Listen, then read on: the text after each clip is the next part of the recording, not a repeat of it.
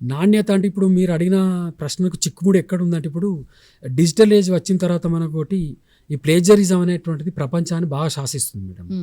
ఈ ప్లేజరిజం వచ్చిన తర్వాత ఏమైంది, ఒరిజినల్ ఆథర్ ఎవరో తెలియట్లేదు, గోస్ట్ రైటర్ ఎవరో తెలియట్లేదు. కాబట్టి ఇక్కడ మనకి ఏమవుతుందంటే ఇక్కడ ప్రామాణిక గ్రంథాలు వెలువరించే సమయంలో కూడా ఒరిజినాలిటీ ఒకటి ముఖ్యం, ఆనెస్టీ ఒకటి ముఖ్యం. తర్వాత ఆ ఒరిజినాలిటీ, ఆనెస్టీ, తర్వాత మూడో ఏంటంటే ఇక్కడ మనకు డిజిటల్ ఏజ్లో వచ్చినటువంటి కొత్త మార్పులను ఎప్పుడెప్పుడు రచయితలు తెలుసుకుంటున్నారు. ఎందుకంటే ఇవాళ వచ్చినటువంటి ఒక స్టోరీ వచ్చింది, ఇవాళ సండే స్పెషల్లో వచ్చింది. ఆయన గోస్ట్ రైటరా తెలియదు, ఆయన ఒరిజినల్ రైటరా మనకు తెలియదు. కథ మాత్రం చాలా బాగుంటుంది, ఆకట్టుకుంటుంది.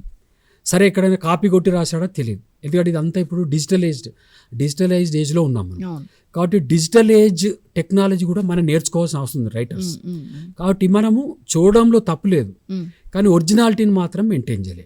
అంటే ఎప్పటికప్పుడు సృజనాత్మకమైన రచనలు చేసేటువంటి రచయితలు ఈ ఒరిజినాలిటీని మెయింటైన్ చేస్తున్నారు. అంటే maintaining originality, maintaining honesty, maintaining ఏంటి ఇక్కడ ఈ డిజిటల్ వాల్యూస్, ఇవి కాపాడుకుంటూ వెళ్తున్నప్పుడే రచయితకు ఆదరణ ఉంటుంది.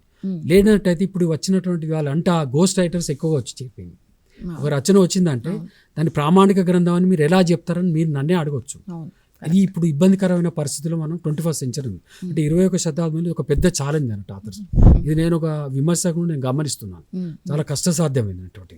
సరే మనకు మెథడాలజీ ఉంది, వర్క్ సైటెడ్ ఉంది, ఇంటెక్స్ సైటేషన్స్, బిబ్లియోగ్రఫీ ఇన్ని ఉన్నప్పటికీ కూడా ఈ ప్లేజరిజం స్కోప్ అనేది ఇంకా పెరుగుతూ ఉంటుంది అన్నట్టు. కాబట్టి ప్రామాణిక గ్రంథం, ఉత్తమ గ్రంథం అని చెప్పడానికి 1-2 సార్లు మనం బేరీజ్ వేసుకోవాల్సిన పరిస్థితి వచ్చింది. అదే ఒక మీరు షేక్స్పియర్ కాలంలో, ట్యాగర్ కాలంలో వచ్చినట్టు అవసరం లేదు. ఇప్పుడు టెక్నాలజీ లేదు, వాళ్ళ ఆలోచించి చేసినటువంటి రచనలు అవి ఇప్పటికీ ఏది ప్రపంచం నిలిచిపోయినటువంటి. పాఠకుల స్పందన ఉంది, వాటికి పాఠకుల నుంచి విశేషమైన ఆదరణ లభించింది. ఇదంతా డిజిటల్ ఏజ్. నేను ఇక్కడ పబ్లిష్ చేసి నేను ఆన్లైన్లో పోస్ట్ అమెరికాలో చదువుతున్నాను, రాత్రి చదివిస్తున్నాను. సో ఈ ఛాలెంజెస్ మాత్రం ఉన్నాయి మేడం. కాబట్టి ఆనెస్టీ, ఇంటిగ్రిటీ, తర్వాత ఈ ఒరిజినాలిటీ మెయింటైన్ చేయడం రైటర్కి, ఏ రైటర్కైనా చాలా ఛాలెంజ్ ఇది.